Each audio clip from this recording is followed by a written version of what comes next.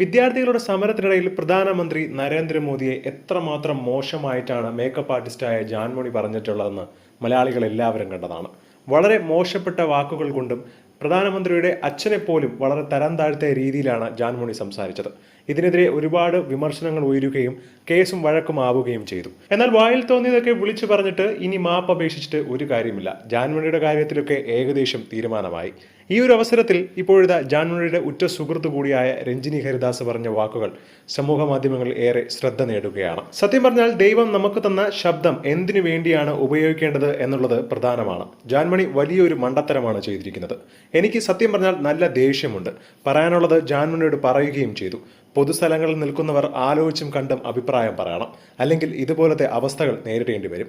അഭിപ്രായ സ്വാതന്ത്ര്യം മറ്റൊരാളെ തരം താഴ്ത്തി കെട്ടാനുള്ള അവസരമായി ഒരിക്കലും കാണരുതെന്നും, ജാൻമണി എൻ്റെ സുഹൃത്താണ്, എനിക്ക് ജാൻമണിയോട് സ്നേഹവുമുണ്ട്, പക്ഷേ ഇതുപോലെ പൊട്ടത്തരം ചെയ്യുമ്പോൾ പ്രതികരിക്കാനാവില്ല. ബാക്കിയുള്ളവർക്കും കൂടിയാണ് ഇത് ബാധിക്കുന്നത്. ഒരു റീൽ കണ്ടിട്ടാണ് അറിവില്ലായ്മ വെച്ച് ജാൻമണി ആ ഒരു കാര്യം സംസാരിച്ചത്. രാജ്യത്തെ പ്രധാനമന്ത്രിയെക്കുറിച്ച്, അതും അദ്ദേഹത്തിന്റെ കുടുംബത്തെക്കുറിച്ചും സത്യം എന്താണെന്ന് പോലും അറിയാതെയാണ് ജാൻമണി വിടുവായിത്തരം പറഞ്ഞത്. അവളുടെ ചുറ്റും നിൽക്കുന്ന ഞങ്ങളെ കൂടെ ഇത് വല്ലാതെ ബാധിച്ചിരിക്കുകയാണ് എന്നാണ് രഞ്ജിനി ഹരിദാസ് പറയുന്നത്. ജാൻമണിക്ക് കടുത്ത ശിക്ഷ തന്നെ നൽകണമെന്നാണ് പൊതുവെയുള്ള അഭിപ്രായം. എന്താണ് ഇതിനെക്കുറിച്ചുള്ള നിങ്ങളുടെ അഭിപ്രായം എന്ന് താഴെ മറക്കാതെ കമന്റ് ചെയ്യുക.